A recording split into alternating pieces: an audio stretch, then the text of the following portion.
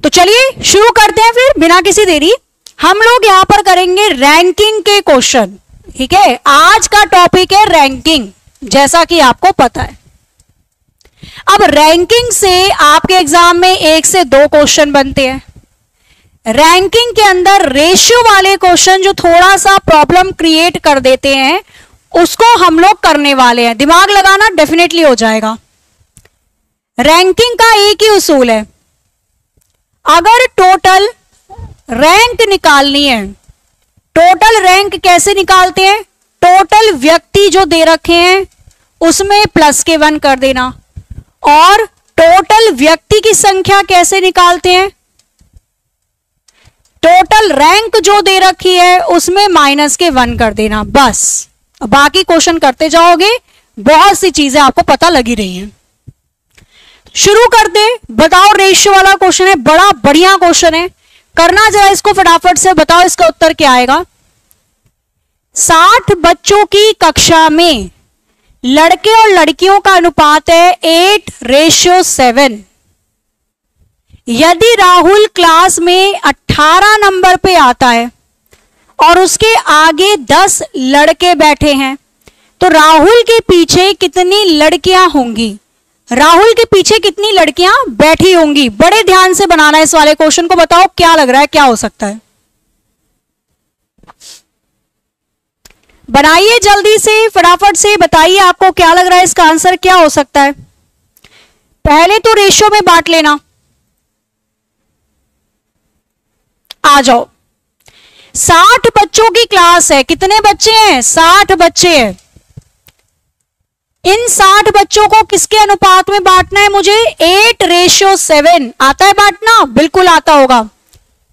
लड़के और लड़कियों का, पहले लड़के का रेशियो है फिर लड़कियों का, कितना है? 8:7। 60 को 8:7 में कैसे बांटोगे? 60 बच्चे हैं इसके पास, हमारे पास कितने हैं? दोनों का अनुपात जोड़ दो, 8 और 7 हो जाएगा 15। हमारा 15 रेशियो उसके 60 बच्चों के बराबर है। तो एक रेशियो की कीमत कितनी होगी रमेश बाबू? 4 बच्चे हो जाएंगे। 1:4 के बराबर है, तो 8 चौके 32 हो गए लड़कों की संख्या, और 7 चौके 28 हो गई लड़कियों की संख्या। मतलब क्लास के अंदर 32 तो लड़के हैं और 28 लड़कियां हैं। क्लियर यहां तक? रेशियो में तो बांट लोगे। अब देखो यहां पे क्या बोला, राहुल कक्षा में 18 नंबर पे है। कक्षा में राहुल नाम का व्यक्ति 18 नंबर पे है। ध्यान रखना, अगर कोई बोले मेरी रैंक 7 है, तो ये नहीं ऊपर से या नीचे से, हमेशा ऊपर से ही आती है, जब तक वो मेंशन ना करे नीचे से। आपका छोटा भाई आके बोले भैया मैं अपनी क्लास में 2nd नंबर पे आया, मतलब ऊपर से ही आया है ना, कोई अपनी रैंक नीचे से तो थोड़ी बताएगा। ठीक है, या मेरी रैंक इस एग्जाम में पहली आई है, ऊपर से ही आई होगी। चलो, राहुल की रैंक है 18, मतलब राहुल के आगे 17 बच्चे बैठे होंगे। समझे? अगर मैं अपनी क्लास में तीसरे नंबर पे आती हूं, तो मेरे से पहले 2 बच्चे बैठे होंगे, तभी तो मैं तीसरे नंबर पे आई। अगर मैं अपनी क्लास में 10वें नंबर पे आती हूं, मेरे से पहले 9 बच्चे बैठे होंगे, तभी तो मैं 10 नंबर पे आई। तो राहुल अपनी क्लास में 18 नंबर पे है, तो राहुल से पहले 17 बच्चे बैठे होंगे, तभी राहुल की रैंक 18 आई। क्लियर है? फिर बोला उसके आगे 10 लड़के हैं। इन 17 व्यक्ति में से राहुल के आगे 10 लड़कों की संख्या दे रखी है।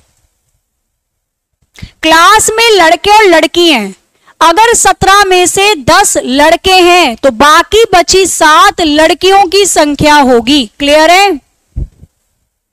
आगे आ जाओ। हमसे पूछ क्या रहा है? राहुल के पीछे कितनी लड़कियां बैठी होंगी।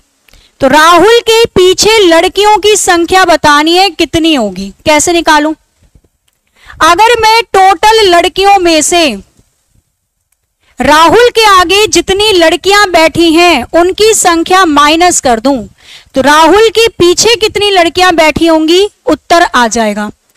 टोटल लड़कियां क्लास में कितनी है? 28, 28। राहुल के आगे कितनी लड़कियां बैठी हैं? 7।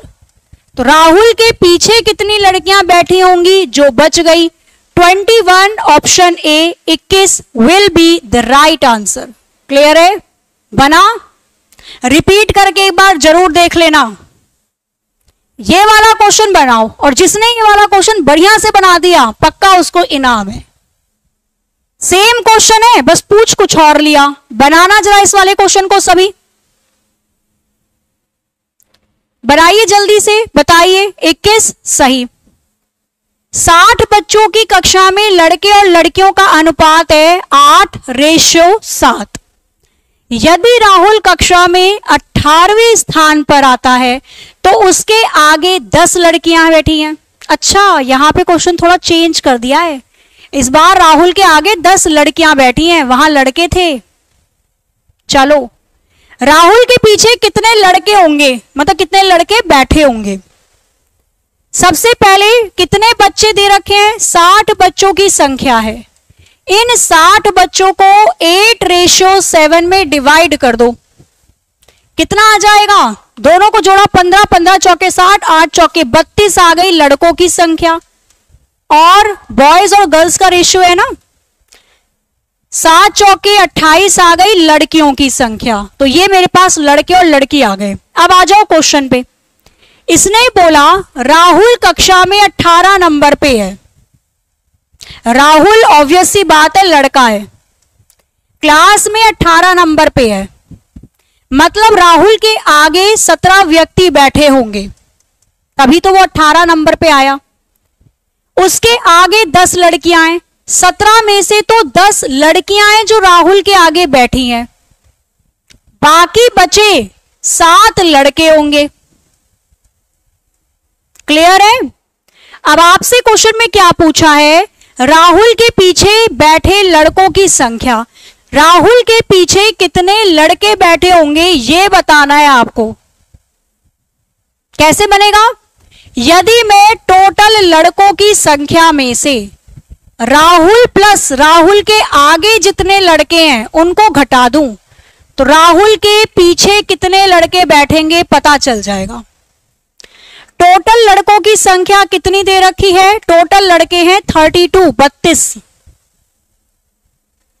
7 लड़के राहुल के आगे बैठे हैं, एक लड़का राहुल खुद भी तो है भैया। 7 लड़के राहुल के आगे और एक लड़का राहुल भी तो है, टोटल 8 लड़के हो गए राहुल को जोड़कर उसके आगे। टोटल 32 में से 8 को हटाओगे आंसर कितना आ जाएगा? 24 लड़के राहुल के पीछे बैठे होंगे। Option C 24 will be the right answer. Clear है? रिपीट करके देख लेना 2-3 बार, बहुत अच्छे से क्लियर हो जाएगा। ये क्वेश्चन है जो रैंकिंग में अनुपात का पूछता है। अच्छा, एक और क्वेश्चन देती हूं, थोड़ा कोशिश करो इसको करने की, बढ़िया क्वेश्चन है, फिर मैं रैंकिंग का पूरा समरी निकाल देती हूं। एक क्वेश्चन करके बताना मुझे। क्वेश्चन दे रखा है 20 बच्चों की पंक्ति में, 20 बच्चों की पंक्ति में, रो में, ए बाएं से लेफ्ट से, ए बाएं से या लेफ्ट से 15वें तथा बी दाएं से या राइट से, बी दाएं से या राइट से 8वें स्थान पर है, 8वें स्थान पर है, रैंक दे रखी है, ये 8वीं पोजीशन पे है या स्थान पर है। ए और बी के बीच बच्चों की संख्या क्या होगी? ए और बी के बीच कितने व्यक्ति या कितने बच्चे बैठे होंगे? निकालना जरा। ए और बी के बीच कितने बच्चे बैठे होंगे? निकालो जरा इसे, इसके बाद समरी, खत्म कहानी। बनाइए फटाफट से। कैसे निकालोगे इस क्वेश्चन को? ओवरलैपिंग का नाम सुना है? ओवरलैपिंग किसे कहते हैं? जब एक व्यक्ति के भी आगे दूसरा व्यक्ति चढ़ के बैठ जाए, ओवरलैपिंग होती है। ये होता है साधारण केस, आगे से ए यहां बैठा है, बी यहां पे बैठा है। ये होती है ओवरलैपिंग, आगे से ए यहां बैठा है और बी ए को क्रॉस करके बैठ गया। ओवरलैपिंग के केस को कैसे पहचाना जाता है? या तो क्वेश्चन में मिनिमम नंबर ऑफ पर्सन पूछता है, कम से कम व्यक्ति की संख्या बता दो, या फिर क्वेश्चन के अंदर ऐसा दिया जाता है,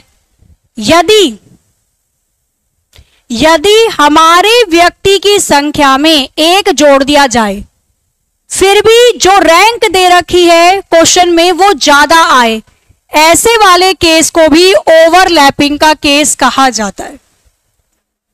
मैडम कैसे? हमारे पास टोटल व्यक्ति कितने हैं? 20। हमने 20 में एक जोड़ा, टोटल रैंक 21 होनी चाहिए थी, लेकिन दे कितनी रखी है? आगे से ए की रैंक है 15, पीछे से बी की रैंक है 8। हमारे पास टोटल रैंक आ रही है 23। होनी 21 चाहिए थी, 23 रही है। इसका मतलब कुछ तो गड़बड़ है दया, ये ओवरलैपिंग का केस है। और अगर ऐसे भी समझ में ना आए तो मैं आपको बड़े अच्छे से बताती हूं, खुद देखो। अगर मैं ऐसे बनाऊंगी, ए लेफ्ट से 15 नंबर पे है और बी राइट से 8 नंबर पे है, तो क्या सबको मिलाकर 20 बच्चे बन जाएंगे? कतई नहीं।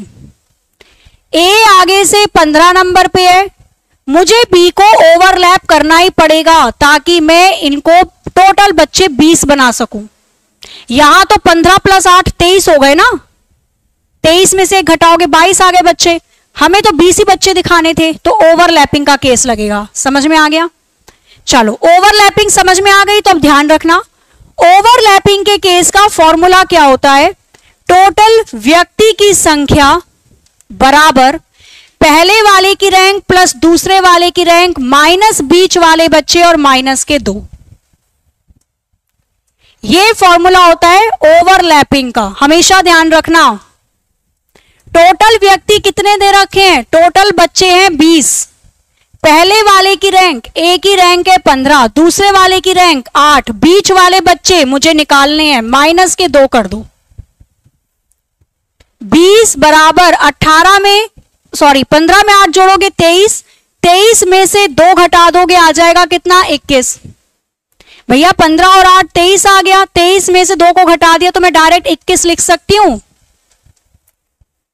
यहां से बीच वाले बच्चों की संख्या कितनी आ जाएगी? 21, 20 यहां पे चला जाएगा, माइनस 1 बच्चा बैठा है दोनों के बीच में, 1 will be the right answer. ध्यान रखना ऐसे क्वेश्चन, ओवरलैपिंग का केस। क्लियर है? चलो, अब एक क्वेश्चन मैं आपको यहां पर दूंगी एज अ होमवर्क, बढ़िया से करना सॉल्व, बताना क्या आंसर बैठेगा। ठीक है? एक क्वेश्चन मैं दूंगी आपको यहां पे होमवर्क के लिए, बढ़िया से इसको सॉल्व करना और बताना इसका उत्तर क्या बैठेगा। क्वेश्चन दिया कुछ इस प्रकार से, 49 बच्चों की पंक्ति में ए बाईं ओर से 35वें नंबर पे था और बी दाईं ओर से 24वें स्थान पर है। दोनों के बीच में बच्चों की संख्या बतानी है और ये क्वेश्चन है आपके लिए होमवर्क, कमेंट मतलब इसको बताना है आप सभी को।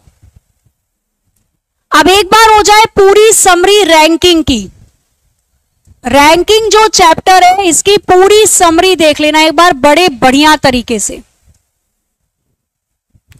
सबसे पहला कॉन्सेप्ट है, यदि टोटल रैंक बोली जाती है तो कैसे निकालते हैं? कुल व्यक्ति की संख्या में प्लस के 1 कर देंगे। यदि टोटल व्यक्ति निकलवा रहा है हमसे, टोटल रैंक से माइनस के 1 कर देंगे। यदि क्वेश्चन में स्वैपिंग हो रही है, कैसे निकालते हैं इसके अंदर टोटल व्यक्ति? तो एक व्यक्ति जिसका 2 बार जिक्र कर रखा है उसकी रैंक ले लो, 2 बार जिसके बारे में बताया गया है। दूसरे वाले व्यक्ति की रैंक ले लो, दोनों को जोड़ के माइनस के 1 कर देते हैं। बाकी कॉन्सेप्ट तो है ही। यहां पे केस खिसकाने वाला मैंने आपको बता ही दिया, रेशियो भी मैंने आपको बता ही दिया। एक ओवरलैपिंग का फॉर्मूला है बड़ा बढ़िया, इसको भी देख लेना। ओवरलैपिंग पता कैसे चलती है? जब मिनिमम होता है, न्यूनतम, या जब हमारे व्यक्ति की संख्या में एक जोड़ने के बाद भी रैंक ज्यादा आए। इनमें से कुछ भी क्वेश्चन में दिखाई दे, समझ जाना ओवरलैपिंग हो रही है। ओवरलैपिंग का फॉर्मूला क्या है?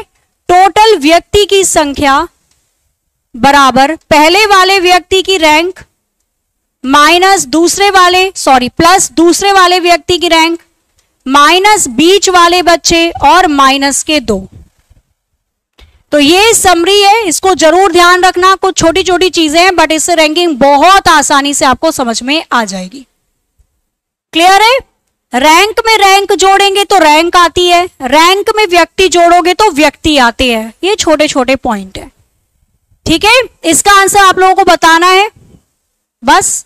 बाकी आपकी डेली 55 आउट ऑफ 55 की क्लास होती है शाम 6 बजे एग्जामपुर यूट्यूब चैनल पर। तो उसमें जुड़कर आप सभी प्रकार के क्वेश्चन की प्रैक्टिस कर सकते हैं मेरे साथ। और संगम बैच में, आपके बैच में जो क्लास हो रही है मेरी, सुबह 11 बजे हो रही है। तो मिलते हैं अपने टाइम पर, तब तक के लिए हंसते रहिए, मुस्कुराते रहिए, खुश रहिए। कैसी लगी क्लास जरूर बताइएगा। तब तक के लिए जय हिंद, जय भारत।